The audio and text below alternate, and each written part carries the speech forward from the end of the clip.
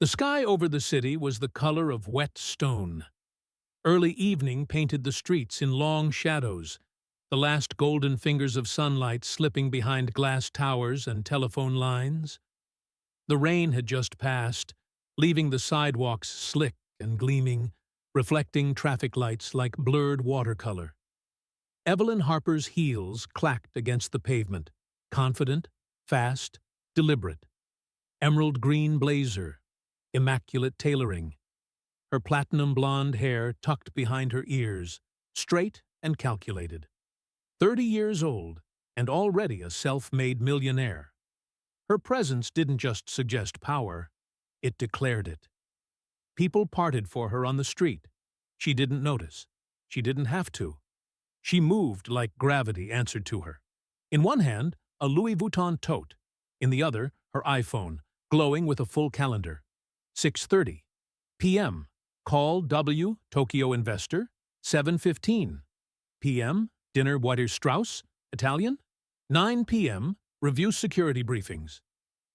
She barely registered the world around her, not the shimmer of the wet pavement, nor the chill in the air. Her mind was elsewhere, focused, cutting through tasks like a scalpel. That's when she heard it.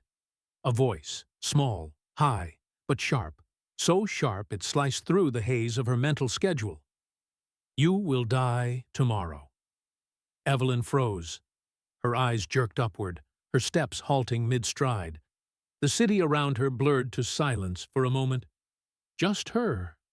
And a boy. He stood a few feet ahead of her, small, maybe 6 or 7. Black, thin as a whisper. His brown shirt was caked with dirt and rain, clinging to his fragile frame. His jeans were ripped at both knees, and his bare feet were nearly blue from the cold sidewalk. His face was streaked with grime, his eyes wide and unblinking, eyes too old for that small body. And he was pointing straight at her. Evelyn blinked. "Excuse me?" she said, not sure she'd heard right. "You will die tomorrow," the boy repeated, stepping forward now, his voice louder but shaking. "Please, don't get in your car today." A tremor ran through her chest. Then she laughed. It was short and sharp, a bark of disbelief, and yet too loud in the silence that had fallen between them. "Are you serious?" she chuckled, a mocking hand on her hip. "What is this? A tiny street prophet?" She smirked and took a step closer. "Do you really think I'd fall for that? Scare tactics from a kid playing fortune-teller?" But the boy didn't move, didn't smile, didn't flinch. "I'm warning you," he whispered. "A shadow is following you. If you get in your car, it will happen." The laughter died in her throat. She narrowed her eyes, studying him. Was this some kind of scam? A trick to get sympathy? Or money?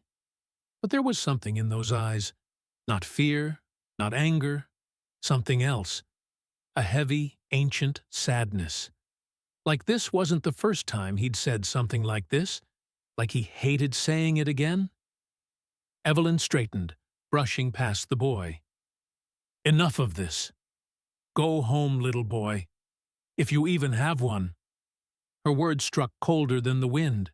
She walked faster, heels clicking in a staccato beat now, shoulders tense. She didn't look back. That night, Harper Penthouse, 47th floor. Rain streaked the floor-to-ceiling windows as Evelyn poured herself a glass of wine. She sat alone in her ultra-modern penthouse. Glass, chrome, black marble, and the distant glitter of the skyline. She chuckled again, this time softer. "You will die tomorrow," she mimicked under her breath. Ridiculous. She took a sip, but her hands trembled slightly. She set the glass down. The tremble hadn't gone unnoticed. Evelyn crossed to her security panel, tapped the screen. Armed, sealed. 12 cameras, all clear. Safe, untouchable, just like always. Still, she didn't sleep well. Morning. The drive. Evelyn dressed as she always did, crisp, flawless, dominant. She descended to the lobby with her tote and her laptop, nodding once at the doorman. Her driver, Marcus, stood beside the black sedan parked curbside. A gleaming, custom-armored luxury vehicle. One of a kind. Evelyn's pride. She paused for the briefest second. "Don't get in your car today." She shook it off and gave Marcus a nod. "Let's go." The door closed with a heavy, soundproofed thud. 7 minutes later, expressway traffic was light. The sky was overcast. Evelyn scrolled through her phone, calendar, emails, stock alerts. Nothing about shadows, nothing about death. She exhaled, leaning back into the seat. She was just paranoid. Dreams, nonsense, street hallucinations. Then, honk! Marcus swore. Tires screamed. Evelyn dropped her phone. A massive freight truck veered wildly across lanes, its front cab angled toward them. Driver slumped motionless at the wheel. "Miss Harper, brace yourself!" Metal roared. Marcus swerved violently. The sedan spun, fishtailing, narrowly dodging a concrete barrier. Evelyn slammed into the side door, gasping, heart exploding in her chest. The truck thundered past. 3 more inches, and they'd have been gone. Vaporized. Silence. Only the slow tick of the hazard lights and Evelyn's ragged breath filled the car. "You will die tomorrow." She canceled her meetings. Every last one. She went home. That evening, penthouse, 8:47 p.m. The rain had returned. Evelyn stood barefoot by the window, staring down at the city that had almost become her grave. Her phone buzzed. Security alert. Threat detected. Target, M. Harper. Remain cautious. Her breath caught. She turned, panic taking root. Was this connected to the truck? Or was it him? The boy, the warning, the voice. Suddenly, she was moving. She didn't even know when she'd grabbed her phone. "Find that boy," she told her assistant, voice clipped, urgent. "The one from yesterday. He's on the east sidewalk near King Street. Ragged shirt, barefoot, black, 6 or 7. Find him. Now." Her empire moved. Staff, security, runners, money. But the boy was gone. Evelyn didn't sleep. 10:02 p.m. Security feed. Looping, her penthouse cameras scanned the hallways. Outside, elevators, no breaches. But her heart wouldn't slow. Another buzz. Security bulletin, suspected gang activity. Vicinity, Harper residence, threat level, high. She gasped aloud. She felt like prey. Hunted, vulnerable, for the first time in her life. She whispered aloud, to no one. "Where is that child?" He knew. Then, a knock. Software barely audible. Her assistant's voice came through the intercom. "Ms. Harper, we found him." Evelyn flew to the door, pulled it open. And there he stood. Same small boy. Same torn shirt. Same steady eyes. Evelyn's voice trembled. "It's you." Thank God he didn't answer. She dropped to her knees. "I'm sorry. For before, I didn't believe you. But you were right. You saved my life. How did you know?" He looked at her. "My name is Malik," he said quietly. "I see things before they happen." The penthouse was silent. Evelyn knelt in front of the boy, Malik, her polished exterior unraveling, her green blazer wrinkled, her knees pressing into the cold marble floor. Her chest rose and fell rapidly. "I'm sorry," she said again. "Please, just tell me how. How did you know?" Malik didn't answer at first. He stood perfectly still, like a painting. Dark eyes fixed on her, lips parted slightly, breathing slow but shallow. Then, softly, "I see things." She blinked. "What things?" "Bad things, before they happen." His voice was strange, childlike but haunted, like it had learned too much too young. Evelyn stood, slowly, guiding him into the living room. The penthouse, once a symbol of ultimate control, now felt more like a fragile shell. Malik, perched lightly on the edge of the couch, eyes scanning the room as if danger might materialize from the shadows. Evelyn sat across from him, elbows on her knees, staring hard. "How long has this been happening?" "Since my mom died."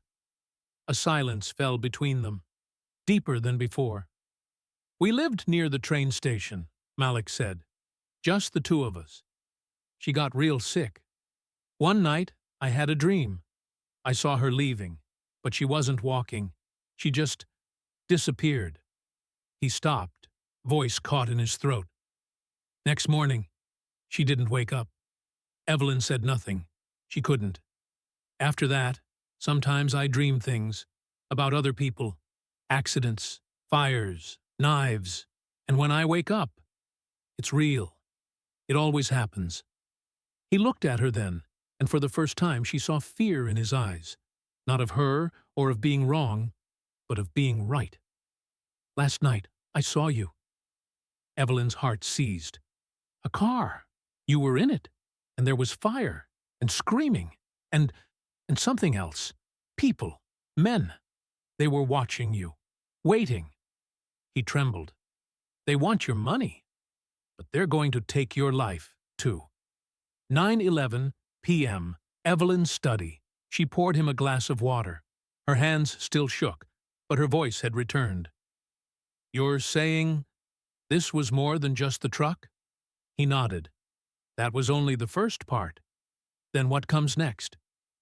If you get in that car again, tomorrow morning, you won't live."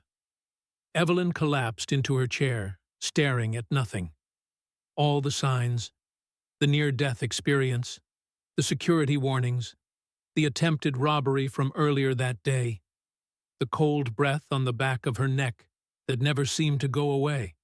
And this boy, this child, knew it all before it happened. "What do I do?" she whispered. Malik hesitated. Then he answered, his voice firmer than before. "Stay here. Hide, just for tomorrow. They're coming, but not tonight."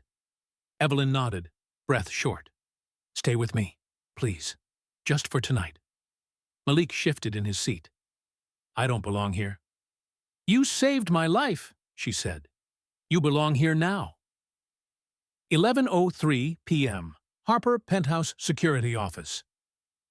The head of Evelyn's private security, Jorge, had assembled a full threat report.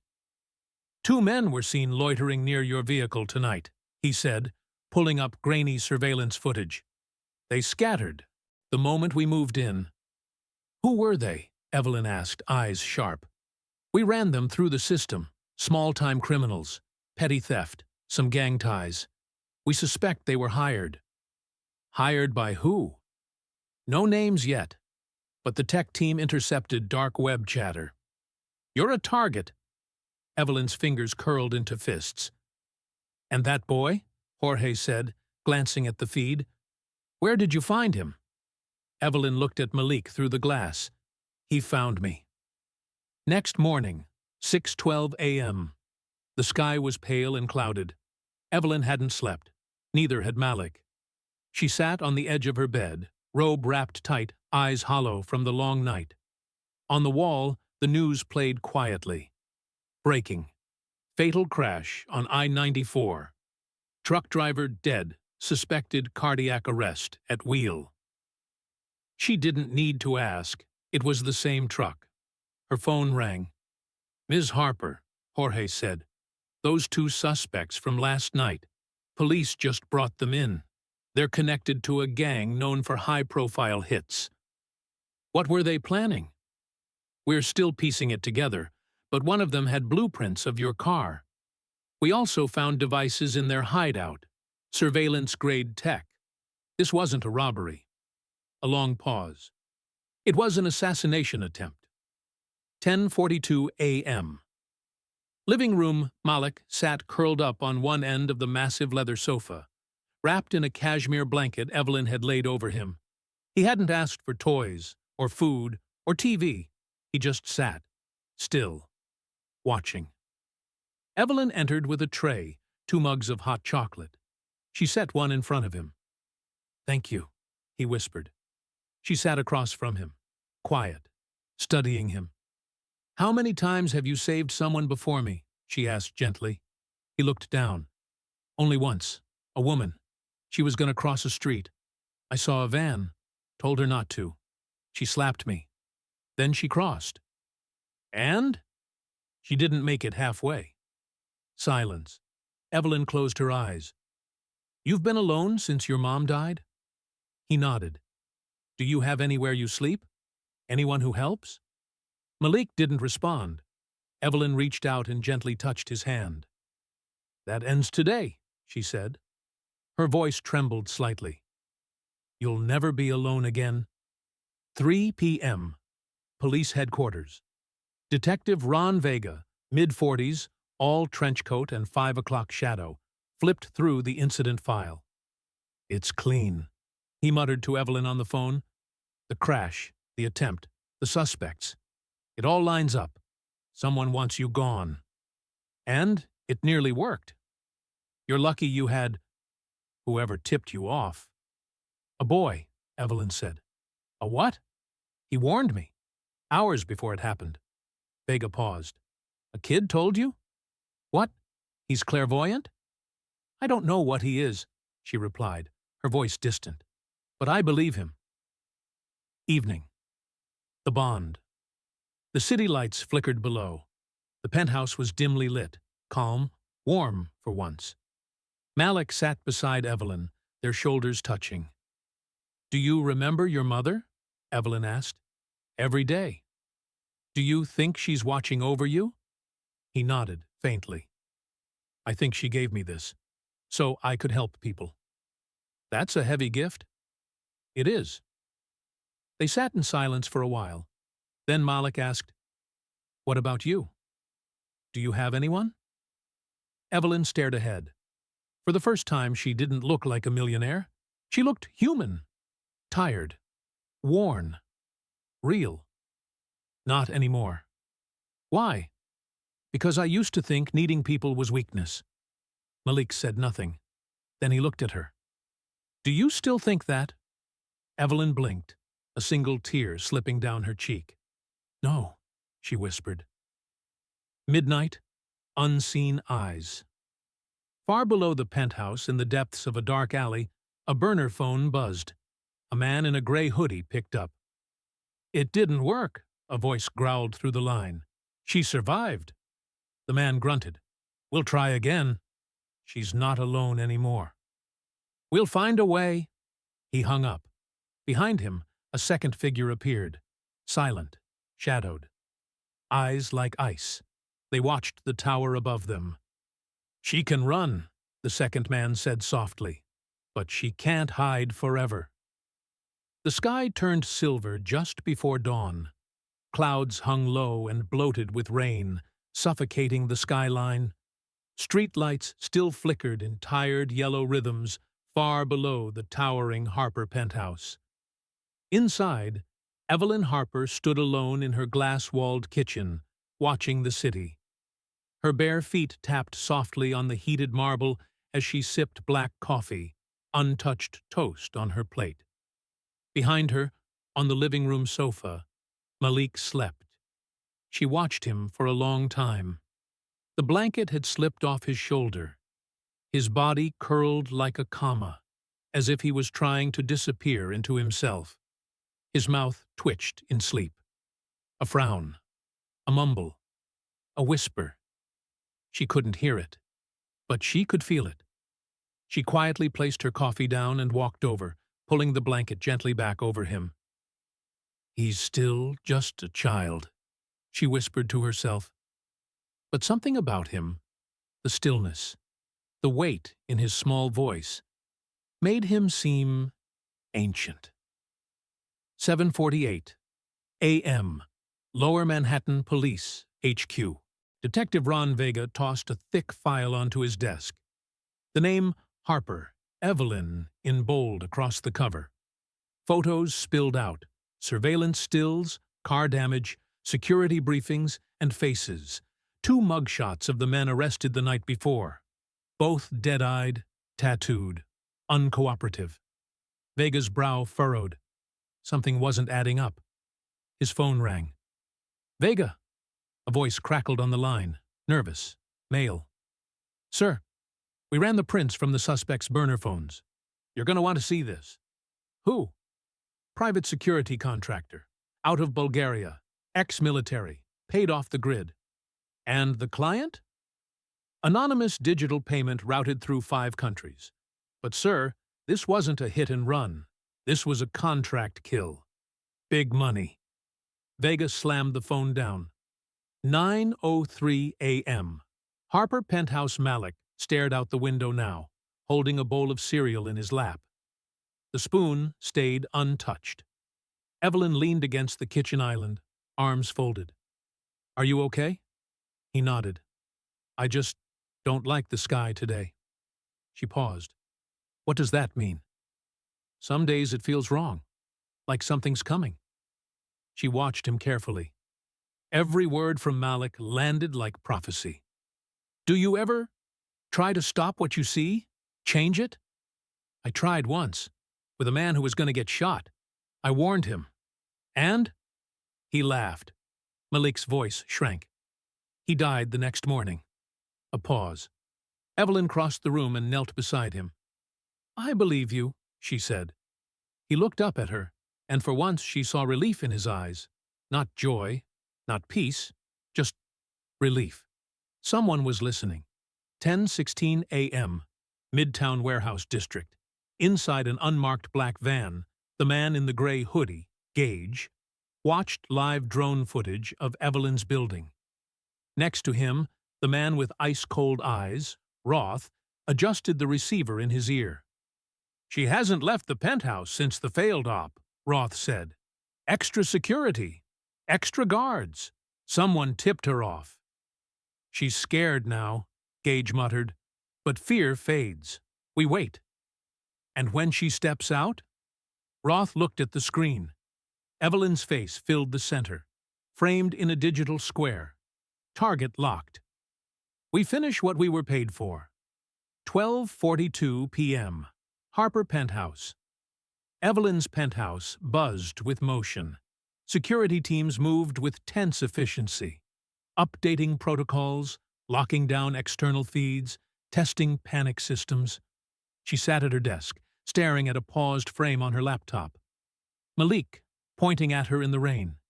She'd pulled it from a nearby traffic cam. There he was. That moment. His hand. His eyes. The warning. Her phone rang. "Vega?" "I've got something," Vega said.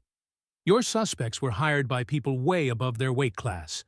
This isn't just a robbery gone bad. Someone wants you gone, and they've paid real money to make it happen." "Any idea who?" "No names yet, but someone knew your movements down to the hour. That tells me they've got eyes in your own network." "You think I've been compromised?" "I think someone on your payroll wants you dead." Evelyn's stomach turned. She looked at the faces of the security staff bustling around her. Trusted people, trained. But now, every face was a question mark. "And the boy?" Vega asked. "He's staying with me," she said. "He warned me, saved me, twice. That's not a coincidence." "It's not luck either." 3:30 p.m. Evelyn's study. Malik drew on a piece of printer paper. Evelyn watched silently from the doorway. "What are you drawing?" "A map." "Of what?" He didn't look up. His pencil scratched softly. "The building. All the ways in. The places you can hide." Evelyn walked over slowly. The drawing was crude but surprisingly accurate. Exits, elevators, rooftop vents. Even the emergency stairwell no one used. "How do you know this?" "I saw it. Last night." She knelt beside him. "You dreamed of this building?" "No," he said simply. "I dreamed of them coming into it." It's 12 p.m. Rainfall thunder cracked outside. A storm rolled over the skyline like a crawling beast. Evelyn sat on the edge of her bed, heart hammering. Her mind raced. Contracts, betrayal, death. And now, this child beside her. The only reason she was still alive. She grabbed her burner phone, dialing Vega. I want names. Everyone who accessed my schedule in the last 2 weeks. I don't care how small the role. I want files on all of them. Understood. And Vega? Yeah? If I die, protect the boy. You're not dying, Harper. Just in case. 9 p.m. Van surveillance feed. Inside the black van, Roth tapped his earpiece. Movement on the 47th floor. Lights off. Windows dark. Could be prepping for exfil. Gage cracked his knuckles. When do we strike? Soon. Tonight, if the opportunity opens. But we wait for confirmation. And the kid? Roth paused. Eliminate him first. 11:50 p.m. Evelyn's bedroom. Malek stirred in his sleep. His breaths came fast, shallow. His fingers clutched the blanket tight. Then suddenly, he sat up, gasping. Sweat beaded his forehead. His eyes were wide, panicked. Evelyn rushed to him. What is it? They're here. What? The stairs. They're coming up the emergency stairs. 3 of them. Evelyn didn't question it. She grabbed her phone and hit the panic button. The penthouse flooded with red lights. Alarms tripped. Armed guards moved into position. Downstairs, movement. Security cam footage.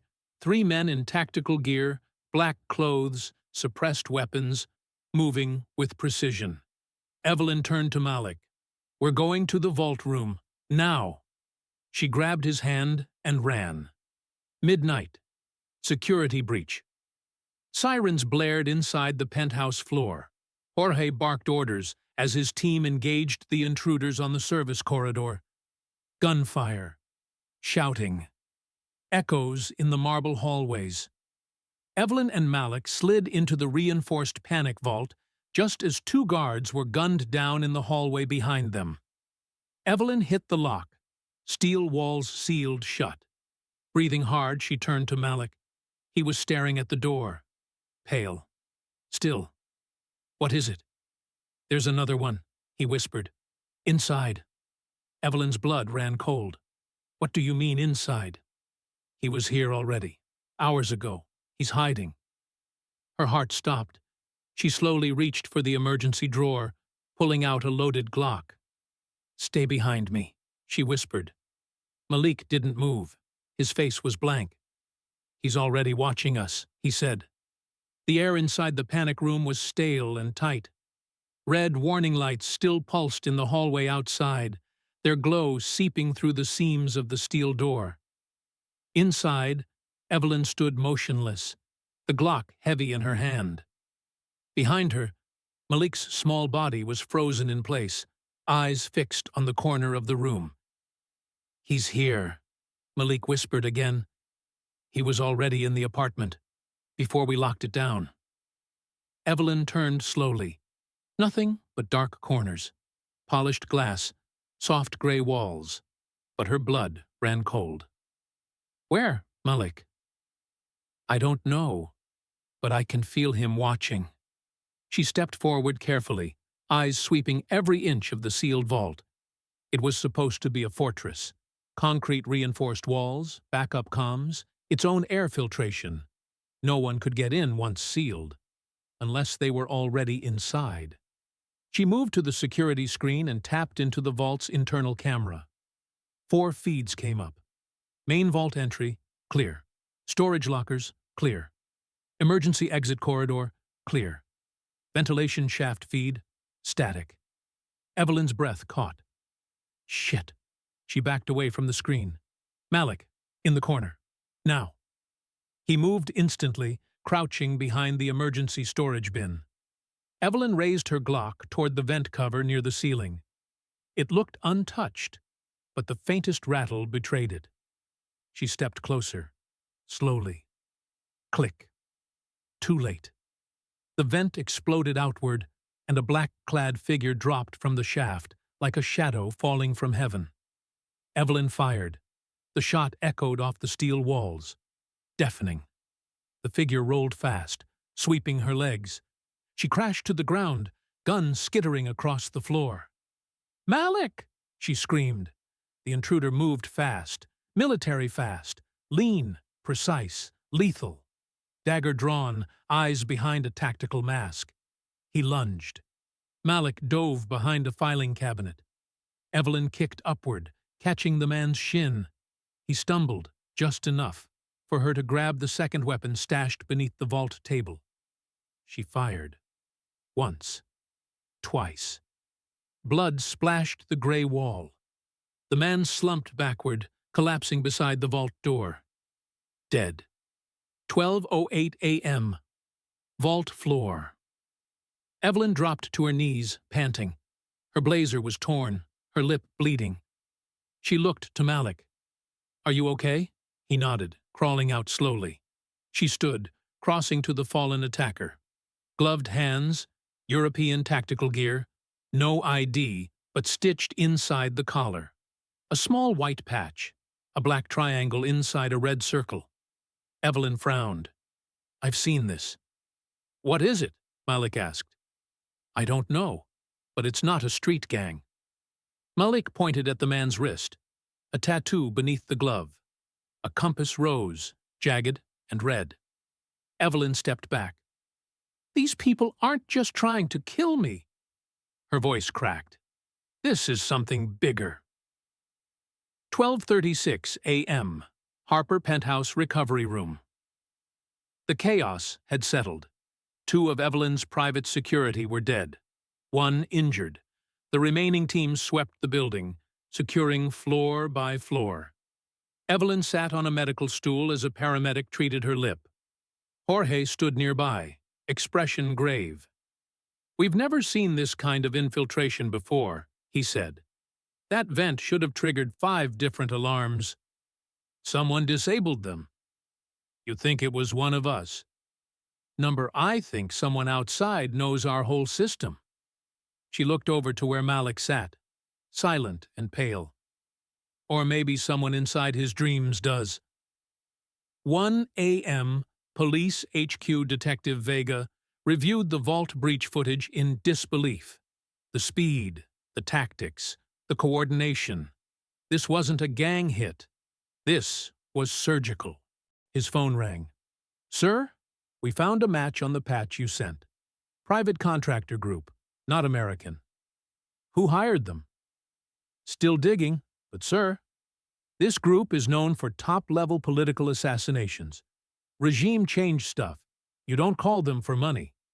Vega's voice went cold. "Then what do you call them for?" Silence. Permanent silence. 3 a.m. Rooftop terrace. Harper Penthouse rain washed the blood from the rooftop tiles. Evelyn stood at the edge, wrapped in a blanket, staring into the fog. Behind her, Malik sat silently in a lounge chair, knees tucked to his chest. "You saved me again," she said quietly. He didn't speak. "Do you see them now?" "No." "Do you know who they are?" Malik looked up. "They're not from here." "What do you mean?" "They don't live here. They travel, like ghosts." "But how do they know me?" Malik hesitated. "I think they don't want you to change something." "What?" "The future." His voice was barely audible now. "You were going to do something big, something that helps people. But it messes up other people's plans. Dangerous people." Evelyn turned. "You saw this?" "Not clearly. It's foggy. But you changed something. And they hate you for it." 4 a.m. Evelyn's office. She sat alone now, watching archived footage, her foundation's recent activities, her speeches, a new bill she had funded, her plans for a housing reform movement that would expose financial corruption in 6 cities. "I was going to announce this next week," she whispered. Then it hit her. "They're not trying to kill me because I'm rich. They're trying to kill me because I'm dangerous to them." 5:22 a.m. Underground garage. The black van idled, quiet. Inside, Roth scowled at the blank screen. "He's dead." "The inside man?" Gage asked. Neutralized. She's tougher than we thought. What now? We go nuclear. He opened a hard case. Inside, a tablet screen glowing. A grid. Dots. One blinking red. The Harper penthouse. Roth tapped it. We hit the building. Whole thing. We burn it down. 6:07 a.m. Harper penthouse hallway. Evelyn opened the steel closet beneath her security server. Behind the coats, she pulled out a dusty briefcase. Locked with a fingerprint seal. Click. Inside, an envelope, a burner phone, and a key card marked E7. Malik watched. What's that? Something I hoped I'd never have to use. What is it? A place no one knows about. Not even my security. We're leaving tonight. 7:45 a.m. High-rise shadow. From a rooftop across the street, Roth stared through binoculars. Evelyn moved through her penthouse slowly, speaking to security, packing bags. He watched her every step. Tonight, he whispered. She dies tonight. 8:13 a.m. Harper penthouse rain slapped hard against the floor-to-ceiling windows. Evelyn stood in the center of her bedroom, one bag in hand, heart pounding. On the bed, Malik sat cross-legged, still in silence. "You're sure they'll come tonight?" she asked. Malik nodded, his voice small. "They'll bring fire." Evelyn's fingers tightened on the strap. "Then we won't be here." She walked to her hidden wall safe, pulled out a secured case, and opened it. Inside were unmarked IDs, digital currencies, and a red-gold data stick. Malik watched with wide eyes. "You were ready for this?" "Not this, but something." "What's that?" He pointed to the flash drive. "Insurance," she replied grimly. "Evidence, names, dates, people they don't want exposed." "Then they won't stop." "I know." 10:25 a.m. E7. In the underbelly of the financial district, behind a locked sub-basement door marked E7, Evelyn stepped into a vast underground chamber. A forgotten Cold War bunker, once part of a government facility. Clean. Cold. Untraceable. Malik stepped inside and looked around. "It smells like metal." "It was built to survive a nuclear strike," Evelyn said.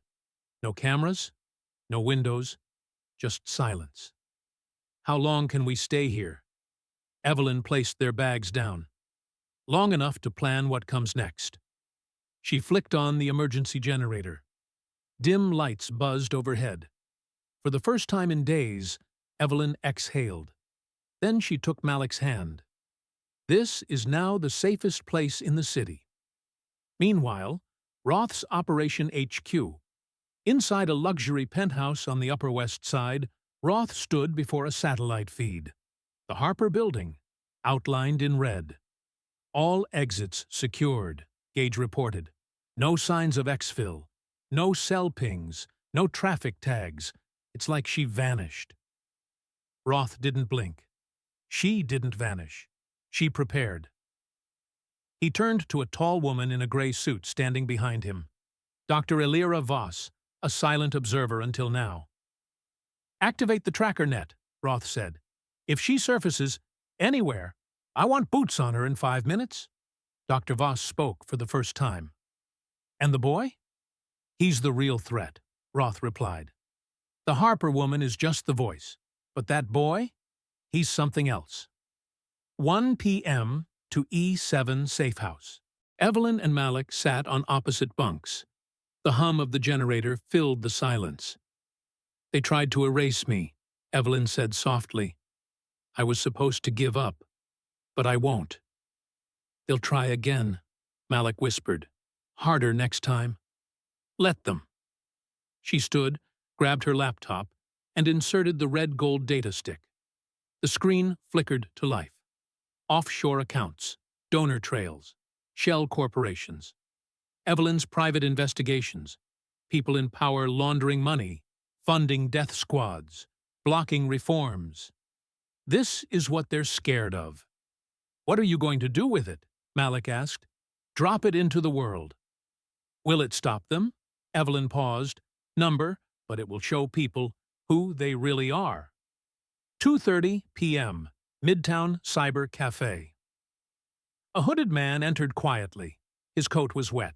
He sat at the back, logged into a public terminal.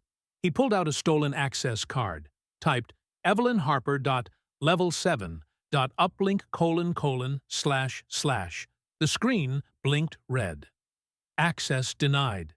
Encryption lock active. He pulled out his phone and called Roth.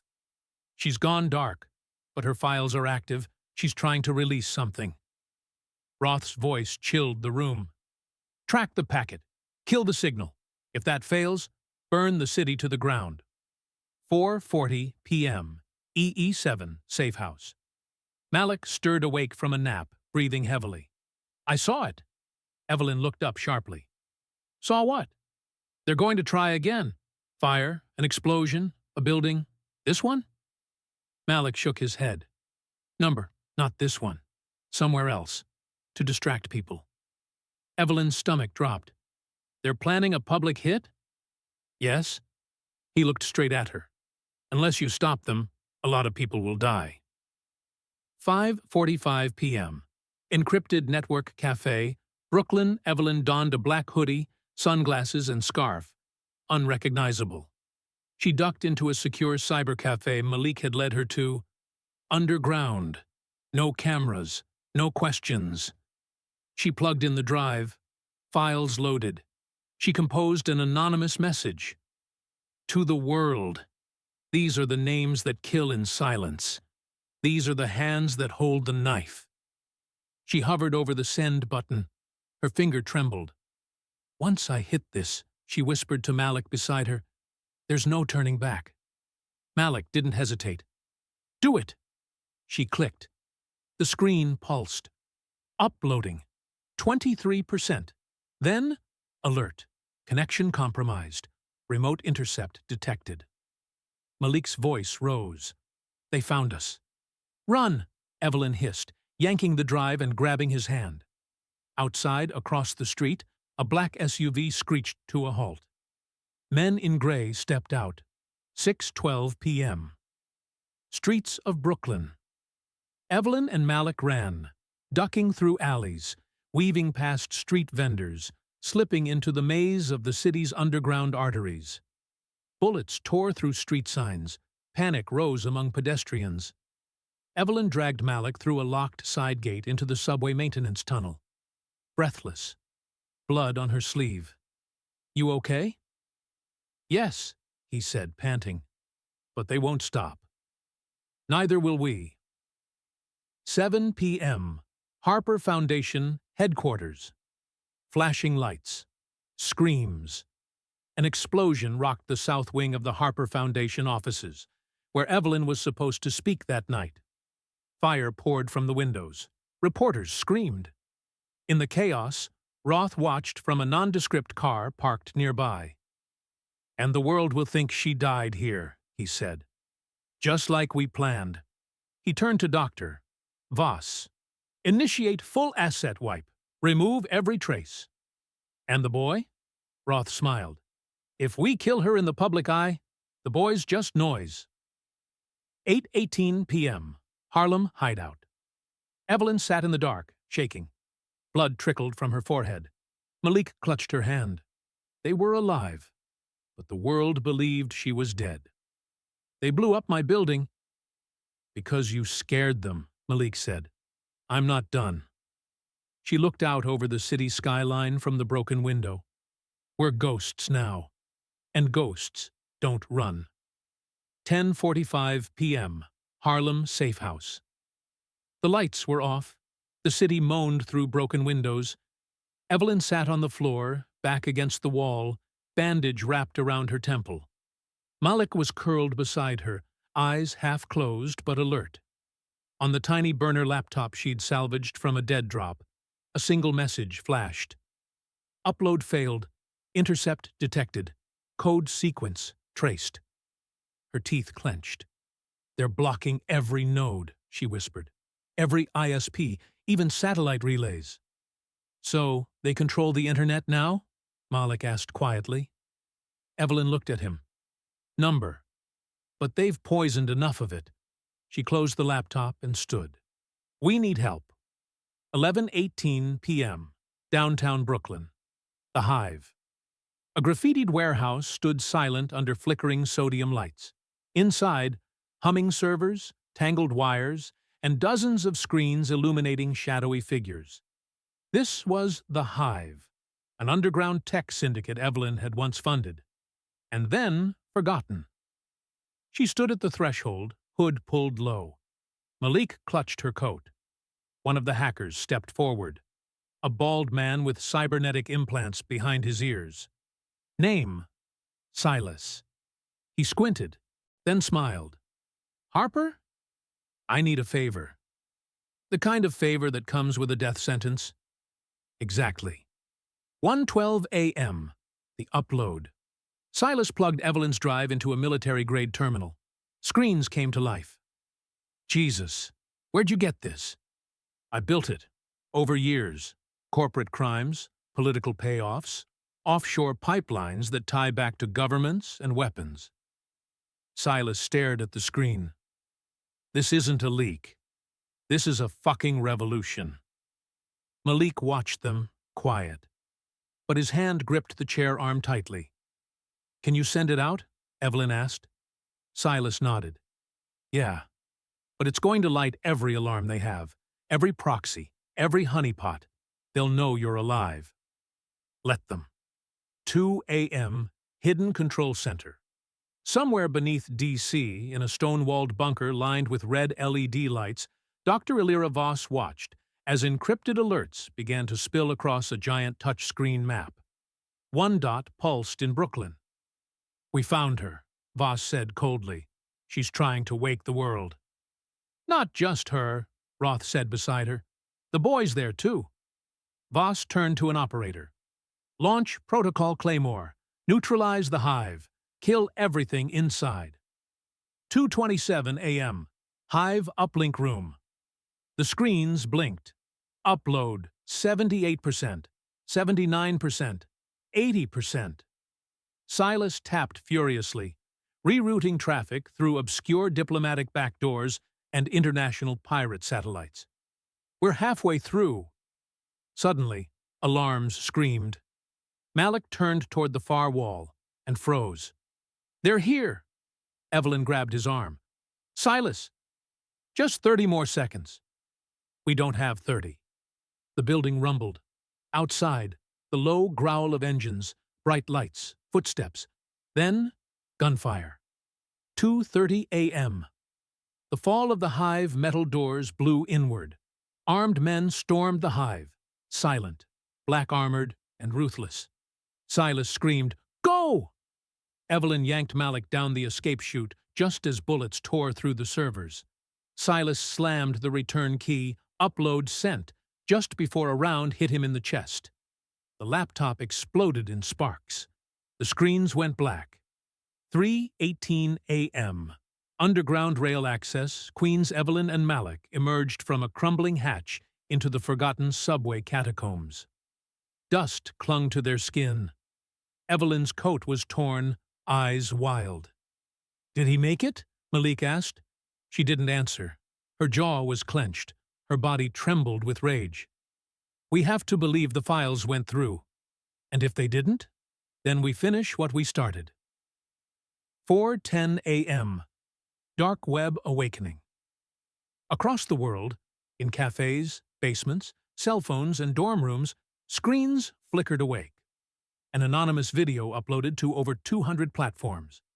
They tried to silence us. But the truth doesn't die.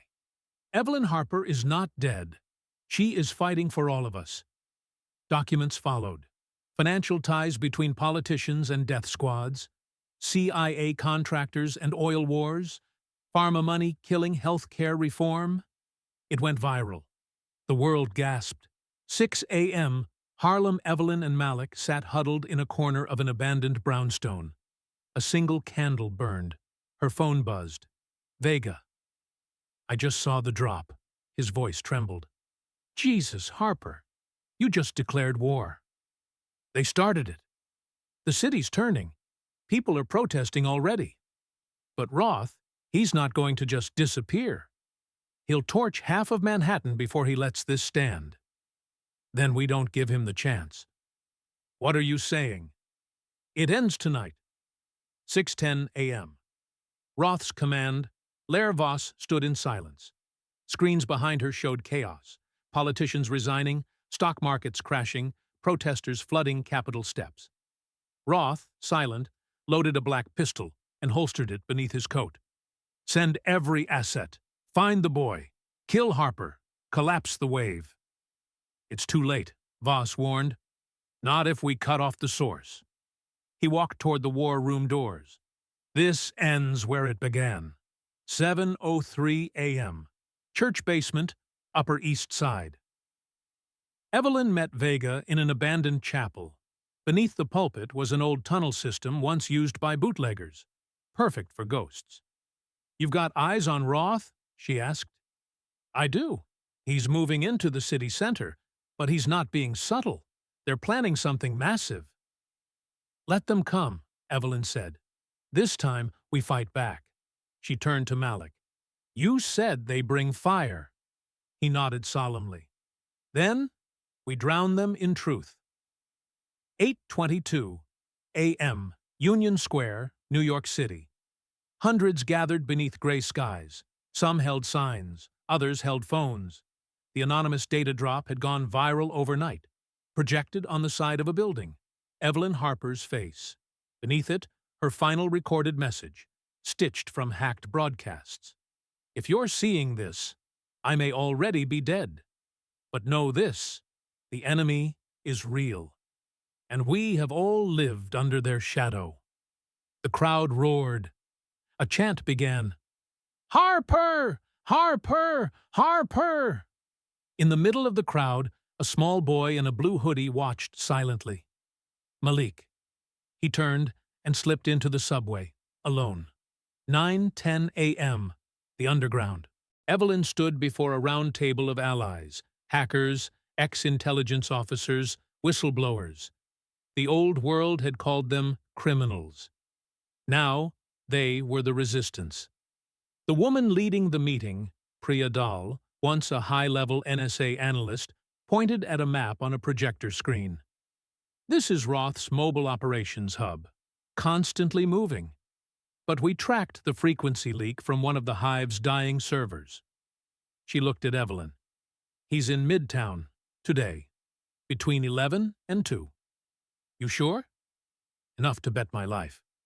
Then we end it.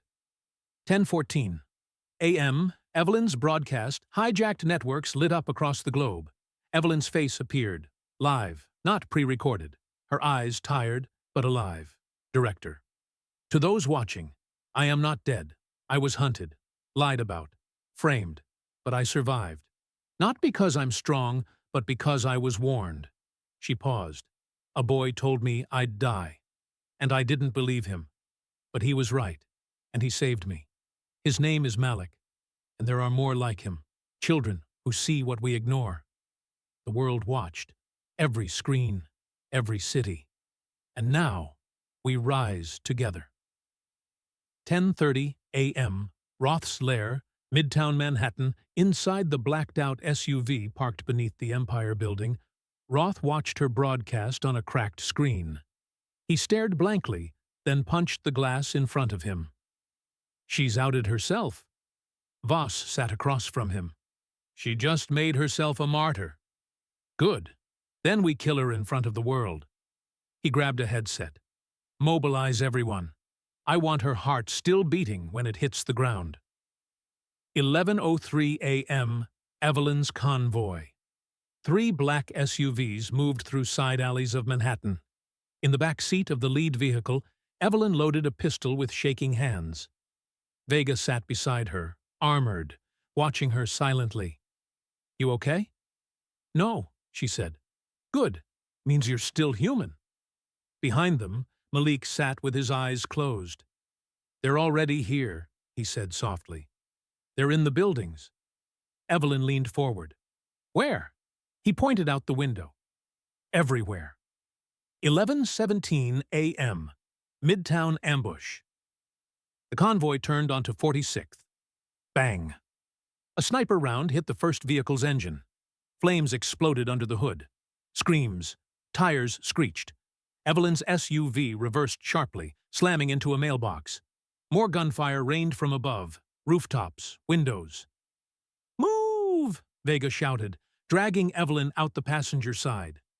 Malik sprinted behind them, ducking low. The street became a war zone. 11:25 a.m. Rooftop flight.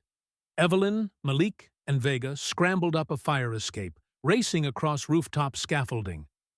Gunmen followed from below, boots pounding metal stairs. "There's too many!" Evelyn gasped. "We hold this roof!" Vega shouted. He turned and fired downward, dropping 2 pursuers. Then Malik screamed, "Roth is here!" Evelyn spun. Across the rooftop, Roth emerged from behind a vent, pistol drawn, calm, composed. "You should have stayed dead," he said. "You should have stayed in the shadows," Evelyn snapped. "This won't save the world. It'll just get you killed." "Maybe, but at least they'll finally see you for what you are." 11:30 a.m. Rooftop standoff. Malik stood between Evelyn and Roth. "Don't do it," he said quietly. Roth sneered. "You think I care about killing a kid?" Malik stepped forward. "I saw you. In the dreams, you die cold, alone, buried in silence." Roth's hand twitched on the trigger. "You don't know anything, freak." Then, bang! A single shot.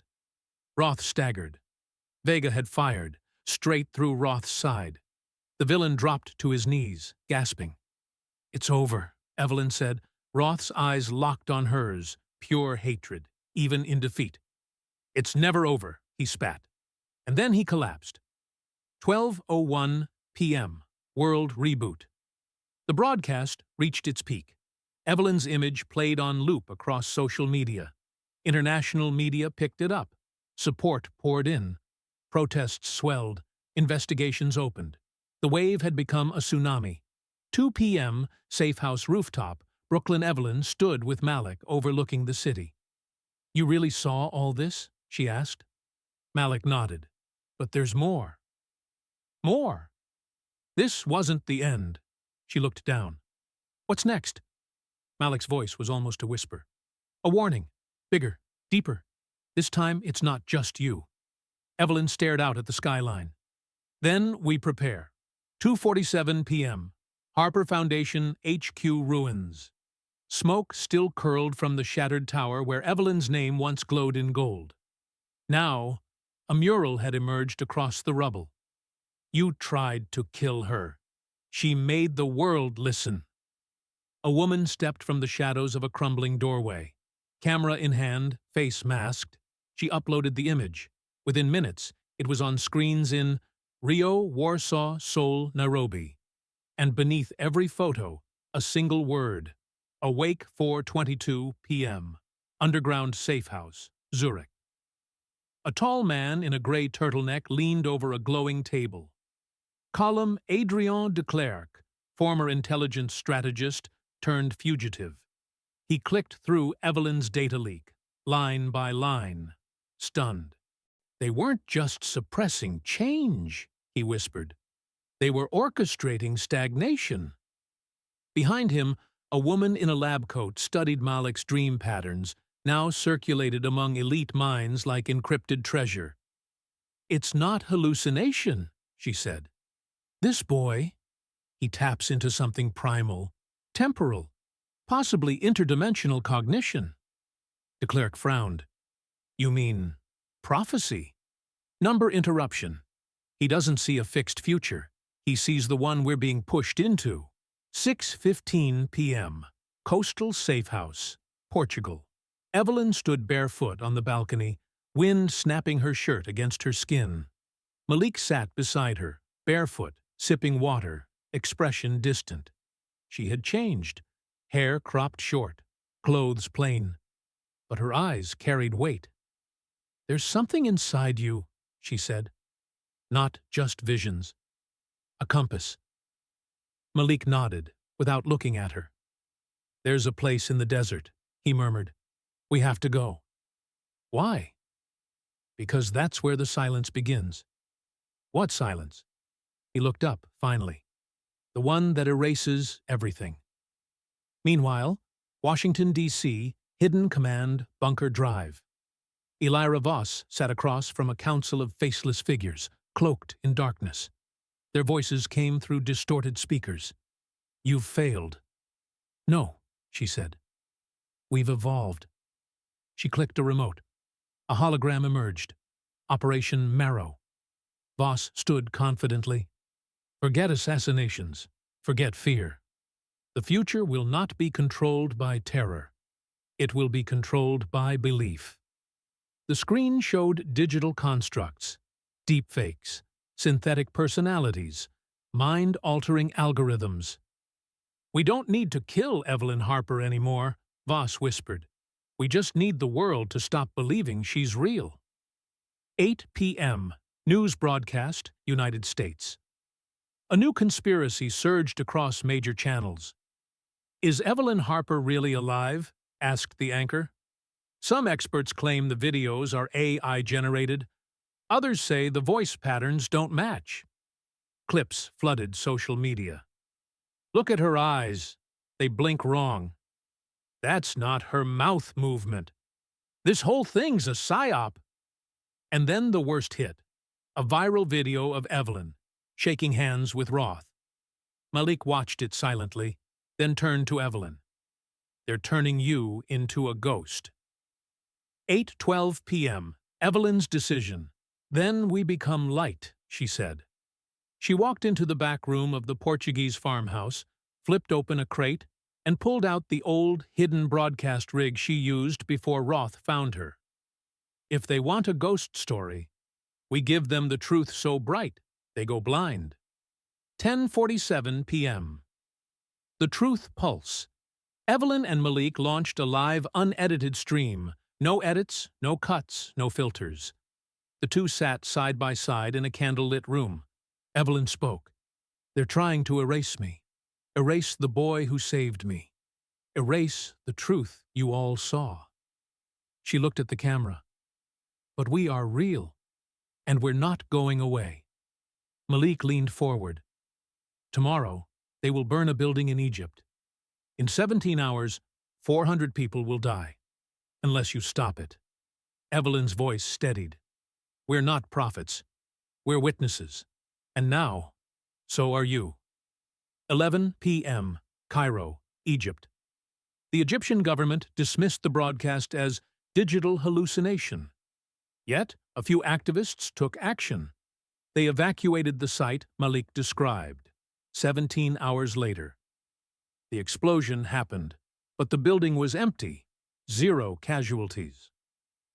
Across the globe, the Malik effect.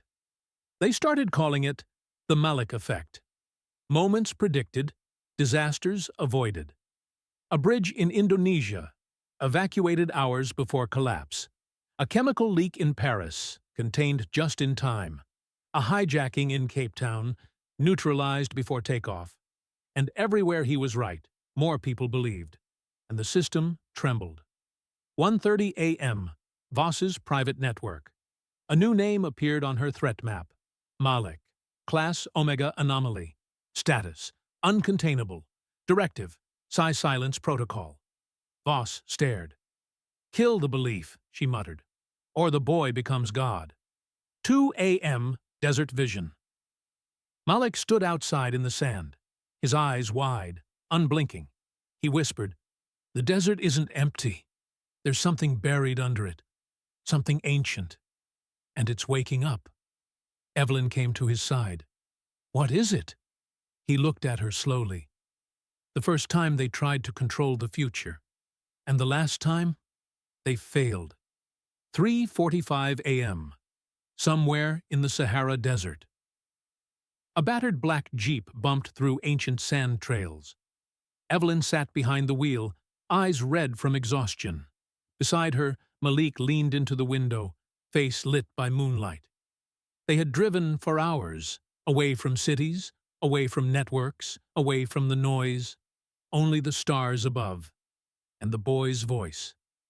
"We're close," Malik murmured. "It's beneath us now." Evelyn looked out at the endless desert. "What is?" He closed his eyes. "A tomb. But not for the dead. For memory, 4:12 a.m. Buried facility, 200 miles south of Marrakesh." They stood before it, a slab of black metal, half buried in sand, smooth, seamless, out of place in the endless golden. "They weren't just suppressing change," he whispered. "They were orchestrating stagnation." Behind him, a woman in a lab coat studied Malik's dream patterns, now circulated among elite minds like encrypted treasure. "It's not hallucination," she said. "This boy, he taps into something primal, temporal, possibly interdimensional cognition." De Klerk frowned. "You mean prophecy?" "Number interruption. He doesn't see a fixed future. He sees the one we're being pushed into." 6:15 p.m. Coastal Safe House, Portugal. Evelyn stood barefoot on the balcony, wind snapping her shirt against her skin. Malik sat beside her, barefoot, sipping water, expression distant. She had changed, hair cropped short, clothes plain, but her eyes carried weight. "There's something inside you," she said. "Not just visions. A compass." Malik nodded, without looking at her. "There's a place in the desert," he murmured. "We have to go." "Why?" "Because that's where the silence begins." "What silence?" He looked up, finally. "The one that erases everything." Meanwhile, Washington, D.C., Hidden Command, Bunker Drive. Elira Voss sat across from a council of faceless figures, cloaked in darkness. Their voices came through distorted speakers. "You've failed." "No," she said. "We've evolved." She clicked a remote. A hologram emerged. Operation Marrow. Voss stood confidently. "Forget assassinations. Forget fear. The future will not be controlled by terror. It will be controlled by belief." The screen showed digital constructs, deepfakes, synthetic personalities, mind-altering algorithms. "We don't need to kill Evelyn Harper anymore," Voss whispered. "We just need the world to stop believing she's real." 8 p.m. News broadcast, United States. A new conspiracy surged across major channels. "Is Evelyn Harper really alive?" asked the anchor. "Some experts claim the videos are AI-generated. Others say the voice patterns don't match." Clips flooded social media. "Look at her eyes. They blink wrong. That's not her mouth movement. This whole thing's a psyop." And then the worst hit. A viral video of Evelyn, shaking hands with Roth. Malik watched it silently, then turned to Evelyn. "They're turning you into a ghost." 8:12 p.m. Evelyn's decision. "Then we become light," she said. She walked into the back room of the Portuguese farmhouse, flipped open a crate, and pulled out the old, hidden broadcast rig she used before Roth found her. "If they want a ghost story, we give them the truth so bright, they go blind." 10:47 p.m. The Truth Pulse. Evelyn and Malik launched a live, unedited stream. No edits, no cuts, no filters. The two sat side by side in a candlelit room. Evelyn spoke. "They're trying to erase me. Erase the boy who saved me. Erase the truth you all saw." She looked at the camera. "But we are real, and we're not going away." Malik leaned forward. "Tomorrow, they will burn a building in Egypt. In 17 hours, 400 people will die, unless you stop it." Evelyn's voice steadied. "We're not prophets. We're witnesses. And now, so are you." 11 p.m. Cairo, Egypt. The Egyptian government dismissed the broadcast as digital hallucination. Yet, a few activists took action. They evacuated the site Malik described. 17 hours later. The explosion happened. But the building was empty, 0 casualties. Across the globe, the Malik effect. They started calling it the Malik effect. Moments predicted, disasters avoided. A bridge in Indonesia, evacuated hours before collapse. A chemical leak in Paris, contained just in time.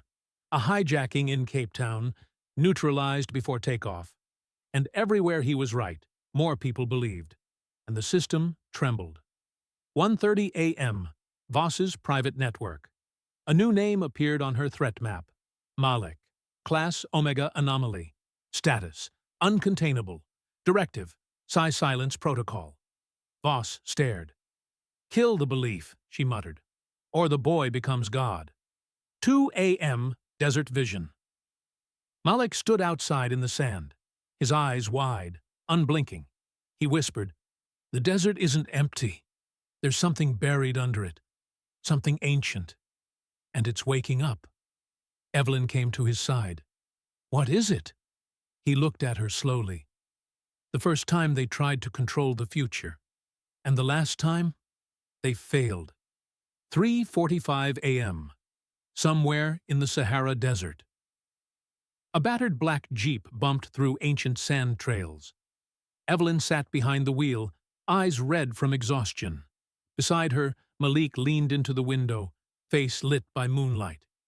They had driven for hours, away from cities, away from networks, away from the noise, only the stars above, and the boy's voice. "We're close," Malik murmured. "It's beneath us now." Evelyn looked out at the endless desert. "What is?" He closed his eyes. "A tomb. But not for the dead. For memory, 4:12 a.m.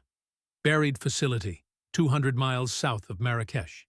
They stood before it, a slab of black metal, half buried in sand, smooth, seamless, out of place in the endless golden expanse. Evelyn ran her fingers across it. "This wasn't built here. It was buried." Malik touched the edge, and the slab lit up. A thin line of golden light split the center. A hiss. Then it opened. A staircase descended into the earth. 4:40 a.m. Inside the vault. Dim blue lights flickered on, one by one, revealing an enormous chamber lined with machines. Old, dusty, but humming softly. At the center was a pedestal with a spherical device, pulsing faintly. Connected to it, thousands of neural cables, still alive. Malik stepped forward. His hands trembled. This is where it started. "What?" Evelyn whispered. "The first prototype of predictive cognition. Before the tech. Before the AIs. Before Roth."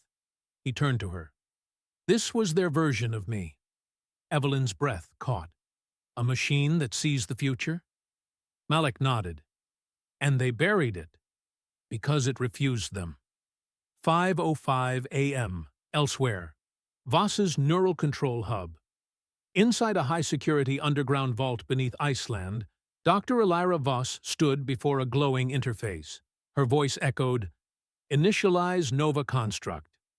A synthetic voice replied, "Nova awake, awaiting mission."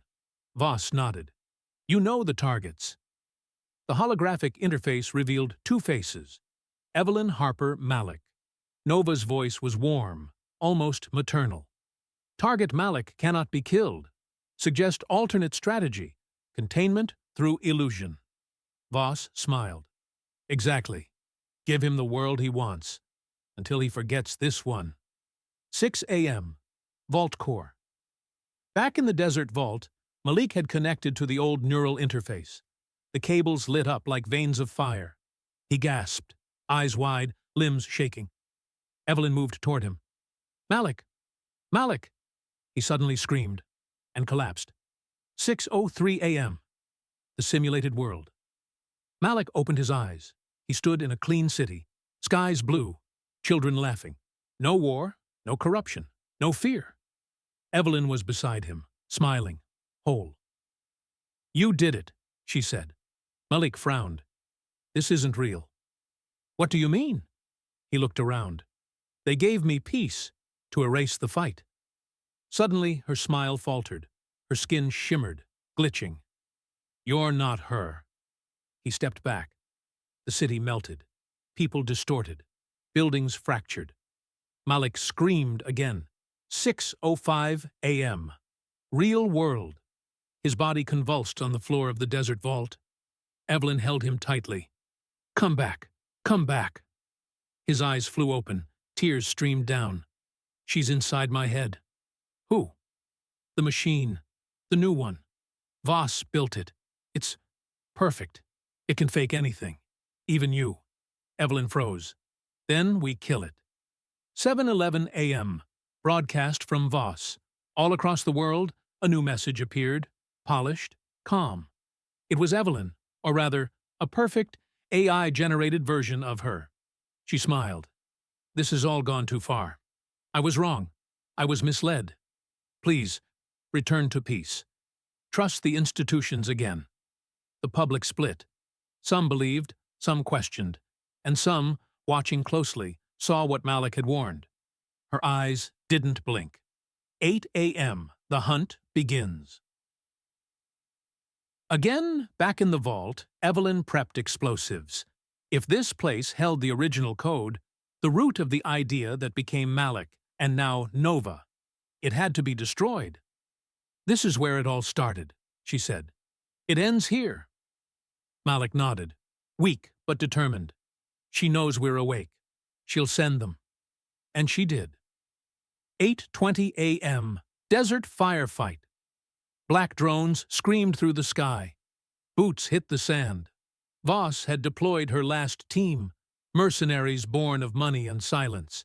But Evelyn was ready. Tripwires, detonations, dust storms stirred by machine fire. Gunfire cracked through the dawn. Evelyn fought like a wolf. Malik crawled to the core and inserted a final command into the machine. "Transmit original code to all remaining free networks." The sphere pulsed. Sending. Then, self-destruct initiated 8:47 a.m. Last transmission across the world, devices pinged. A final raw message from Malik and Evelyn, not polished, not perfect. "This is real. We are real. And you are too. No matter what they show you. Fight back. Think louder. Believe harder." 8:49 a.m. Explosion. The vault burst from beneath the sand. A fireball rose against the morning sun. Drones fell from the sky. Voss watched from her Arctic screen, hands trembling. "Nova," she whispered. No answer, only static. 9:10 a.m. Aftermath. Some said Evelyn died in the explosion. Some said Malik walked out of the flames untouched. Some said they both disappeared into the wind, the silence, the stories. But what no one could deny, the world changed. People began questioning again, protesting again, believing again. And in classrooms and camps and shattered cities, children closed their eyes and whispered, "I saw something. It hasn't happened yet, but it will." 9:17 a.m. Sahara blast site. Wind whipped across the smoldering desert. The ancient vault was gone, replaced by a black crater of ash and twisted steel. From the dust, a figure stumbled forward.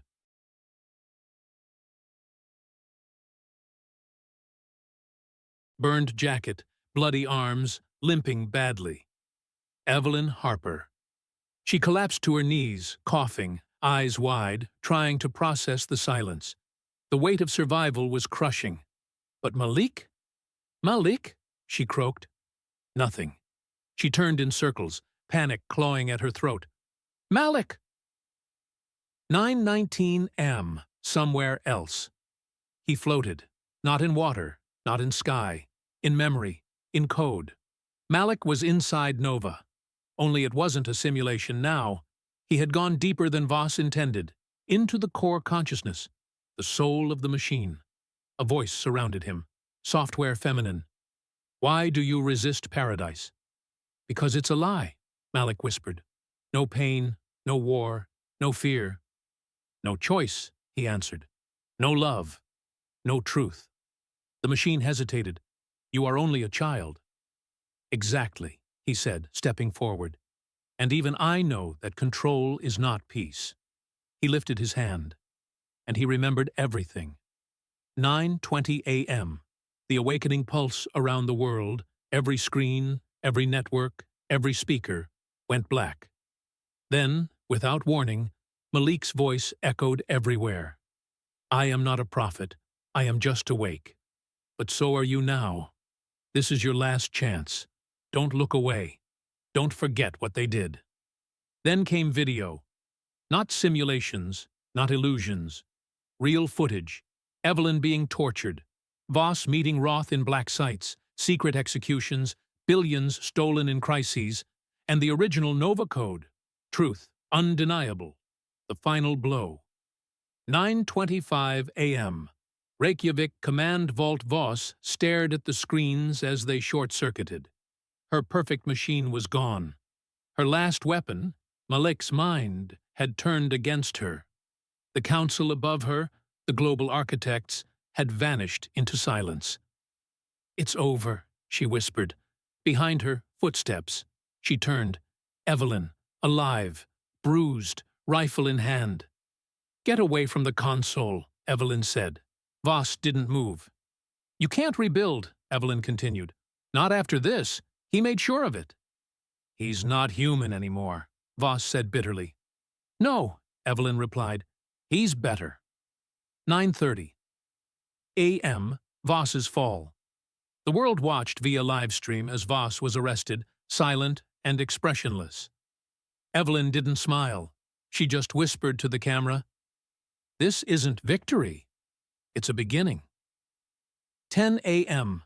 Memorial Gathering. MNYC thousands stood at Union Square again, the same place where Malik first watched the world turn. Now, his image was painted across entire buildings, not as a god, not as a savior, just a boy. Eyes wide, hand outstretched, a sign hung beneath.